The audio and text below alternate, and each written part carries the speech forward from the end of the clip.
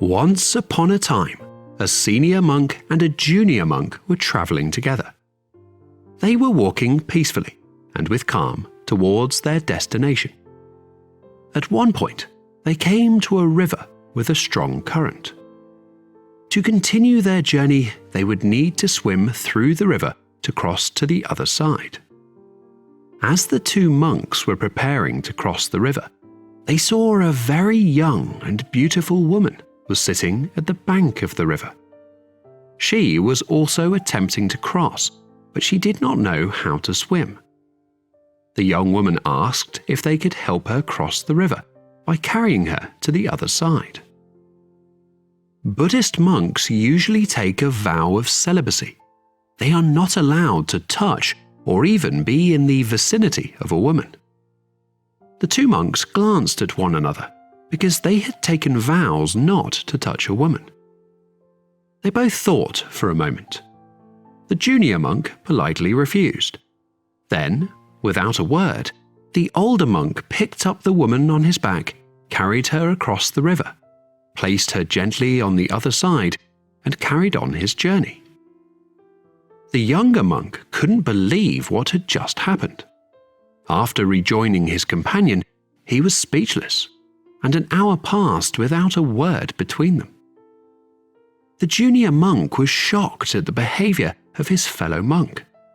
He couldn't stop thinking about how he had just broken his vows by carrying that woman. 2 more hours passed, then 3. Finally, the younger monk couldn't contain himself any longer, and asked the senior monk, "Can I ask you a question?" The senior monk said, "Sure, go ahead." The junior monk said, "I have been thinking about what you did at the river." The senior monk replied, "What did I do?" The junior monk blurted out, "As monks, we are not permitted a woman. How could you then carry that woman on your shoulders? You broke your vows." The older monk laughed heartily, looked at him, and replied, "Brother, I set her down on the other side of the river a long time ago. However, it seems that you're still carrying her around in your head. Why are you still carrying her?" This simple Zen story has a beautiful message about living in the present moment. How often do we carry around past hurts, holding on to resentments when the only person we are really hurting is ourselves? We all go through times in life when other people say things or behave in a way that is hurtful towards us. We can choose to ruminate over past actions or events, but it will ultimately weigh us down and sap our energy, just like the junior monk. The senior monk, on the other hand, had carried the woman across the river and dropped her off on the other side. And with it, he also dropped all the emotional baggage of that event in the past and moved on to the next.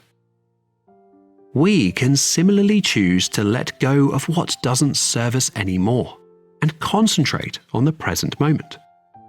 Until we can find a level of peace and happiness in the present circumstances of our lives, we will never be content, because now is all we will ever have. Time isn't precious at all, because it is an illusion. What you perceive as precious is not time, but the one point that is out of time, the now. That is precious indeed. The more you are focused on time, past and future, the more you miss the now, the most precious thing there is.